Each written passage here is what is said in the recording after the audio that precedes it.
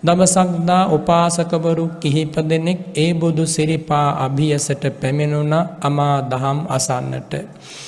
ඉතින් මේ පිරිස පැමිණිලා භාග්‍යවත් බුදු සිරිපා වන්දනා කරලා බණ අසන්නයි වාඩි වුණේ. නමුත් අර සංසාර පුරුදු මතුවෙලා ඒ මිහිරි බණපද එතරම් මිහිරි වුණත් ඔවුන්ට ඒ බණපද අසන්නට වාසනාව නැති වුණා. කෙනෙකුට හොඳටම නිින්ද ගියා ඒ බණපද ඇහෙනකොට. බලන්න සසරක ඇති අවාසනාව. තවත් කෙනෙක් අඤ්ඤ විහිත වෙලා ඇඟිලි වලින් කකුලේ ඇඟිලි වලින් මහ පොළව සාරමින් සිටිනවා. තවත් කෙනෙක් අඤ්ඤ විහිත වෙලා වටපිටාවේ තියෙන ගහකොළ සොලවමින් අඤ්ඤ විහිත වෙලා ඉන්නවා. තවත් කෙනෙක් අහස දිහා බල බලා වටපිටාව බල බලා අඤ්ඤ විහිත වෙලා ඉන්නවා. එකම එක උපාසකෙක් සාවධානම ගෞරවයෙන් වැඳගෙන අමා දහම් ශ්‍රවණය කරනවා.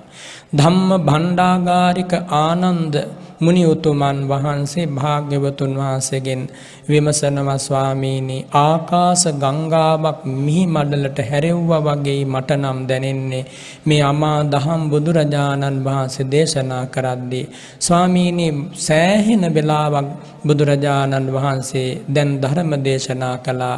එහෙත් ස්වාමීනි, මේ උපාසකවරු පිරිස හැසිරෙන්නේ ඒ එකම බණපදයක් නැහැ වගේනේ. මොකද ස්වාමීනි මෙහෙම වෙන්න හේතුව? අන්නේ වෙලාවේ බුදුරජාණන් වහන්සේ දේශනා කළා, ආනන්ද, මේ උපාසකවරු අද මා දකින්ට පින් කරලා තිබුණත්, මා ඉදිරියට පැමිණෙන්න පින් කරලා තිබුණත්, පෙර සංසාර ගමනේ සිද්ධ කරපු, සංසාර ගමනේ ඒ ඇසුරු කරපු, හිතපු පතපු කරපු දේවල් ඒ අනුව දැන් මතුවෙලා තියෙනවා. ඒවට කියන්නේ භවික පුරුදු කියලා.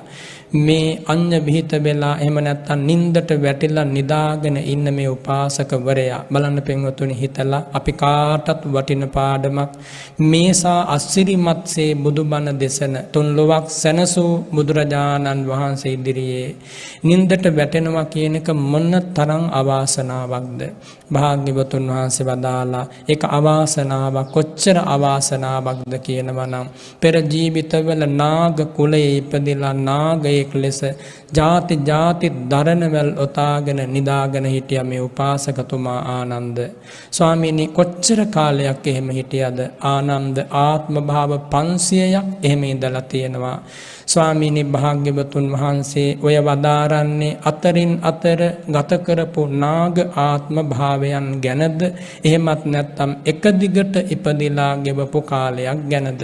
ආනන්ද, මේ සත්වයා මිනිස් ලෝකේ, කලයකට දිව්‍ය බ්‍රහ්ම ලෝකේ, ඔය ඊන් අතරට සතර අපායේ වැටිලා එහෙම ඉපදිච්ච වාර ගැන බුදු නුවණින්වත් පිරිසිඳ කියන්ට බෑ, ඉමක් නැති නිසා. ආනන්ද, මේ සත්වයා මේම නිදාගත්තේ එක දිගටම අතරක් නෑර ආත්ම භාව 500ක් නාග කුලේ ඉපදිලා. අන්න බලන්න සංසාරික ඇති නපුර.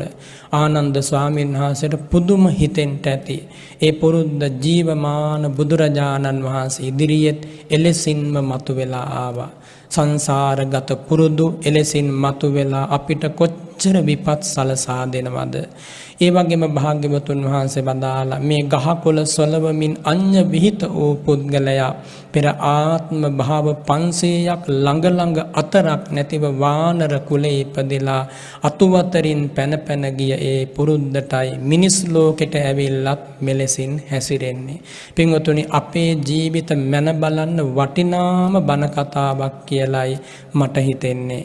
ඒ අවස්ථාවේදී භාග්‍යවතුන් වහන්සේ බදාරනවා, හරි පුදුමයි මේ සංසාර ගමන. ආනන්ද, බලන්න මේ උපාසකයෙක් මා ඉදිරියට ඇවිල්ලත් මේ මහ පොළව සාරමින් ඉන්නවා. මේ උපාසකවරයා පෙර ආත්ම භාව 500ක් අඛණ්ඩ කොට අතරක් නෑර යඩවිල් පණුවෙක් ලෙස ඉපදෙලා තියෙනවා. සංසාරේ කොච්චර නපුරුයිද? පින්වතුනි, එදා බුදුරජාණන් වහන්සේ නිසා ඒ සත්‍ය විවරණය විවර කළා. දැන් අපේ ජීවිත ගැන කවුරු කියා දෙන්නද?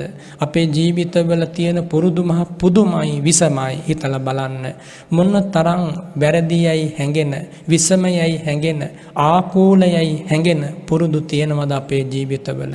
කවද්ද මේවා නැති කරගෙන ප්‍රඥා ආලෝකයෙන් ජීවිතය ඒකාලෝක කරගන්නේ? මෙන්න මෙයයි විමසිය යුතු ප්‍රශ්නය. බාහිර පාර්ශවයකින් නෙමෙයි, ඔබේම හදවතින්. ඊළඟට බුදුරජාණන් වහන්සේ වදාරනවා, ආනන්ද බලන්න මේ අහස් කුස දිහා බලමින් අඤ්ඤ විහිත වෙලා බුදුබණ නැහුණා. එහෙම නැත්නම් බුදුරජාණන් වහන්සේගේ ධර්මයට සවන් නොදී කල්ගෙවන මේ උපාසකවරයා සමීප ආත්ම භාව 500ක් එක දිගටම අතරක් නැර නක්ෂත්‍ර පාඨක කුලයේ ඉපදෙලා තියෙනවා. නැකත් කෙලි පිළිබඳව නක්ෂත්‍ර ශාස්ත්‍රය හදාරන කුලයන්හි ඉපදිලා ඒ පුහුණුව අනුව ඒ පුරුද්ද මේ වෙලාවෙත් මතෝනා. මේ සසර හරි පුදුමයි. කෙනෙකුට එකපාරට තේරුම් ගන්න බැරි මට්ටමට ඒ කර්ම විෂය සංකීර්ණයි. ඒකයි බුදුරජාණන් වහන්සේ වදාළේ මේ කර්ම විෂය පිළිබඳව පිරිපුන් ඥාන බලය හිමිවන්නේ දස බලනායක බුදුරජාණන් වහන්සේට පමණයි කියලා. ඉතින් භාග්‍යවතුන් වහන්සේ වදාරනවා, ආනන්ද මේ මధుර ස්වරයෙන් වදාරන ධර්මය ගෞරවයෙන් අසන මේ උපාසකවරයා ඔබට පේනව නේද? එහෙමයි ස්වාමීනි. ආනන්ද මේ උපාසකතුමා සමීප ආත්ම භාව 500ක් පුරාවට ත්‍රිවේදය මනාව හදාරණය කරලා වාචෝද්ගත කළා කියනවා. යමක් කටපාඩමින් දරා ගන්න නම් හොඳ චිත්ත ඒකාග්‍රතාවක් තිබිය යුතුමයි. එහෙනම් ඒ වේදයන්හි වේද ඉගැන්වීම් කටපාඩමින් දරූ මොහුට ඒ චිත්ත ඒකාග්‍රතාව තියෙනවා. අන්නේ චිත්ත ඒකාග්‍රතාව පුහුණු කළා. ඒ පුහුණුව නිසා නැත්තම් ඒ පුරුද්ද මතුවෙලා මේ වදාරන දහම් මෙන්න මේ උපාසකතුමා විතරක් බොහෝම ගෞරවයෙන් බොහොම ශ්‍රද්ධාවෙන් අඤ්ඤ විහිත නොවි ශ්‍රවණය කරනවා කියලා භාග්‍යවතුන් වහන්සේ දේශනා කළා.